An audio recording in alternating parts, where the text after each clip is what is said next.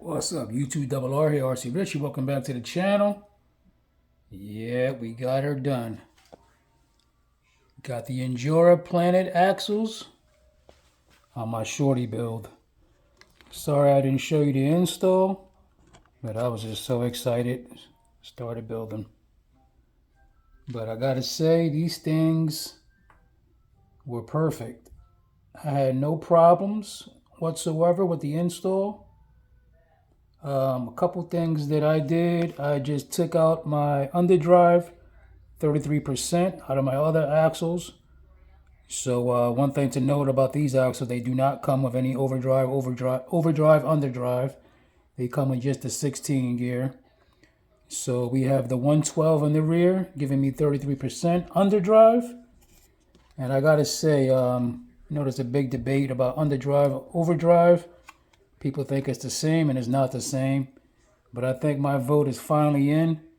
I do like the underdrive better because it just definitely crawls a lot slower. Sometimes the overdrive seems a little zippy. Maybe that's because I like to do 33% overdrive. But anyway, that's my vote. But yeah, I just want to show you a quick update on the shorty build. A couple things that I had to change. When I first did this build, I told you my wheelbase is achieved through front C10 lowers, triple bent. But in the process of me doing that one, the front was so bent in the front that it was actually making contact with my drive shaft. And my drive shaft that I'm using up front is the plastic one. So it's a little bit wider than your normal aluminum ones. So we was getting contact on there, and then since then I kind of did some filing down, so we wasn't getting any rubbing. But at full compression, it was still binding it up, and I just did not like it. So again, started resourcing what I have. Turns out the SCX24 brass high clearance links was perfect for this. Not to mention it's also creating a weight bias by being brass. And she went right in. Only problem is the hardware uses 1.5, so the pivot balls are 1.5. We took those out, put the 1.3s in there, 1.4. And, there's a little bit of play in there, but it works. It actually fits between the gap. And we definitely have a better bias now with the brass. Pretty slick. Another thing to note, if you're familiar with putting underdrive, overdrive, some will require the little O-ring. The rear had an O-ring on front and back. As soon as I put it all together, it had some binding. Took one off, still had a little bit of binding, which I did not like. It's just too much friction. Took that one out. So now it has nothing. The front, opened that up too. There's plenty of grease inside as this as well, which is pretty cool. A good grease as well. And same thing with the front. The front had 0 O-rings on there. So I guess with the new design, does not need the O-rings. But yeah, man. Started driving this thing, and I said, hold on, let me grab this cram. Normally, I like to drive first and test things out before I like to film, just to make sure everything is okay. But I said, you know what, let me grab this camera and start filming because, man, these things are awesome. They definitely probably better than the OGRCs. And another thing, stock. It's reminding me. Stock. In the stock format with 100% EPA endpoints. We had good turning. But I said, let me play around with the endpoints. And I got my endpoints up to 110. And we gain even more. Check out this steering. No binding whatsoever. Love it. But yeah, let's get it. Like I said, man, this thing, I was able to do a U-turn.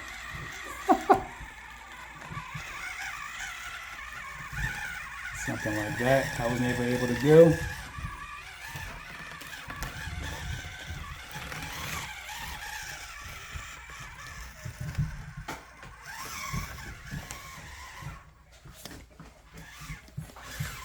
Never was able to do that. Let me show you a U-turn. Oh no, you know what? Dummy me. Forgot to put the screw in. Stay tuned, let me fix this. Okay, where was I? Sorry about that. I was buttoning up this servo horn. This is the PTK servo horn. And I noticed a lot of people, they do not use the green horn. I don't know why. Maybe because it comes in a longer length and there's a couple different holes in there. What I do is just take some pliers and trim it down. And then I just file them down to whatever size I need. You would definitely want an aluminum servo horn because it's just no play in there. I noticed with this PTK, anytime I have the white plastic one on there, man, that thing flexes. You're definitely gonna have to play around with your endpoints as well. But yeah, you know, the aluminum doesn't give. So yep, let's get back at it. Show you this U-turn real quick.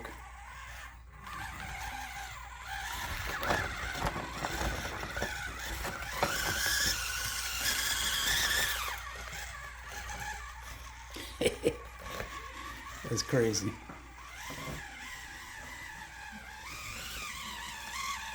But man, I'm absolutely loving the shorty build.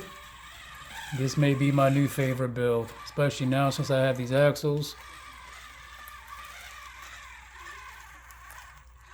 Let's see what other bodies we can get for this thing. Hey! Still, this is a little tricky line. It definitely comes down to wheel placement. As you can see, there's a gap in there. So if you don't line this up right, you'll definitely take a tumble. Sorry about that. Let me get this. I don't feel like pulling out the table, so we have to leave our cargo back there.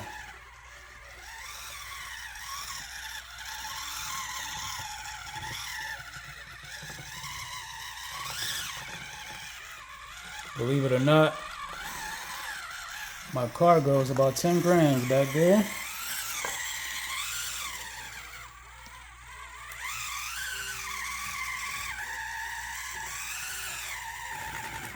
Crazy turn angle. These are the Anaco Super Swampers, RC 4-wheel drive. Definitely like them as well. We did some modifications to them.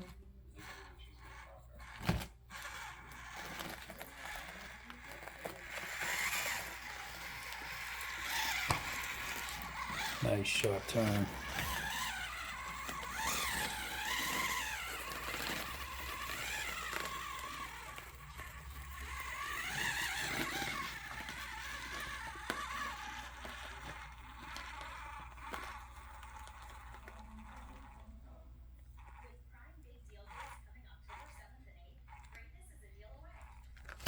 Ah, you bastard.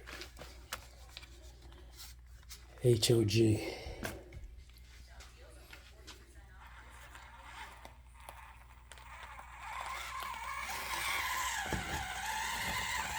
Need my cargo. Need my 10 grams.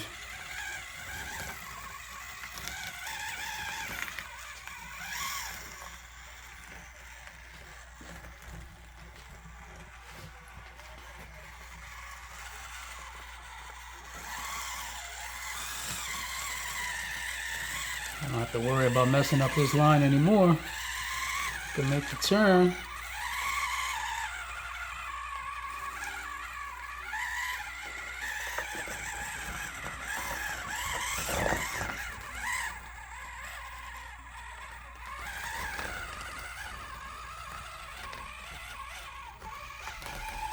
Yeah, as much as I love to do my DIY stuff and my other axles, you know, I had that copper wire on them.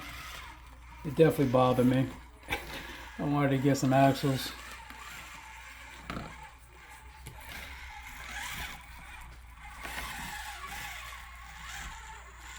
But man, this thing's a beast. Like I said, man, this little thing, believe it or not, you would think that it's less capable. But as far as like, I don't know what it is, it's so small that it doesn't have to worry about having a breakover.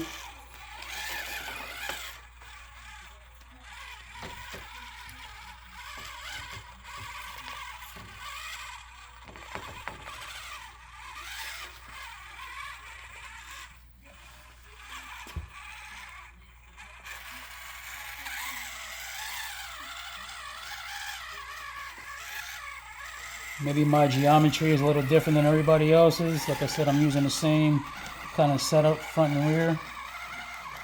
I know what's popular right now is a deadbolt front. I mean, yeah. Deadbolt front and C10 rear, something like that. It's about 125 millimeter. But yeah, this is working, man. So we're gonna keep it. Just keep on making improvements. But yeah, she is.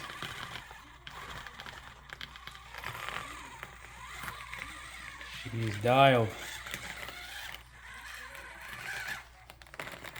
We're gonna keep on working with these axles, make sure everything's okay with them.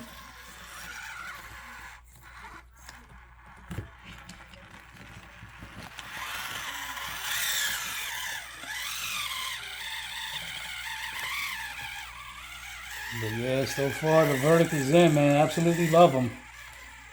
The one thing that I'm mad at myself about is I had the gray ones in the cart. And I said, you know, I have gray ones already. But yeah, that gray color is dope. Can't go wrong.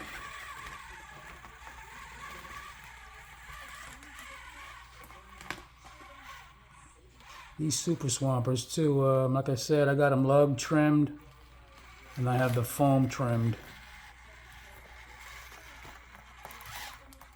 Get that time. And I wasn't sure which direction to put them in, so I ran them the very first run one direction, not the group. And then I put them the other way. So far I'm kind of liking them this way. I think normally when I look at tread patterns, I kind of look at to see which the tread is pointing in the arrow. And that's what I kind of went with this one. But so if we're going to go off of that, basically I'm running these backwards then, because I flipped them around.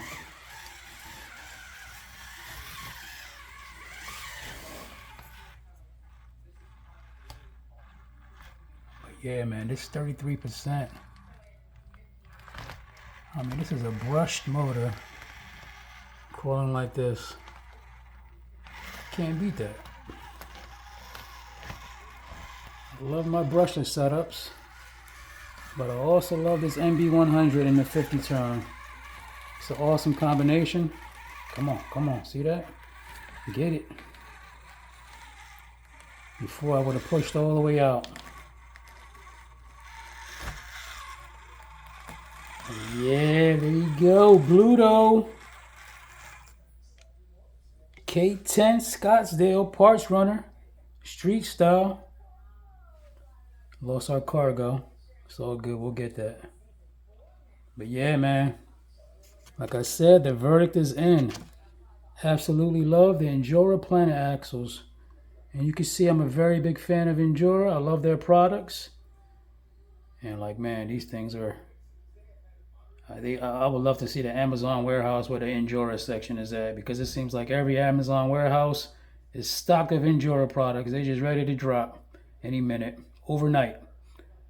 But yep, please like and subscribe if you haven't already. Helps the channel a lot, helps me out a lot. And I love the feedback. Please drop me some comments. Let me know what you guys think. Yep, catch you on the next one.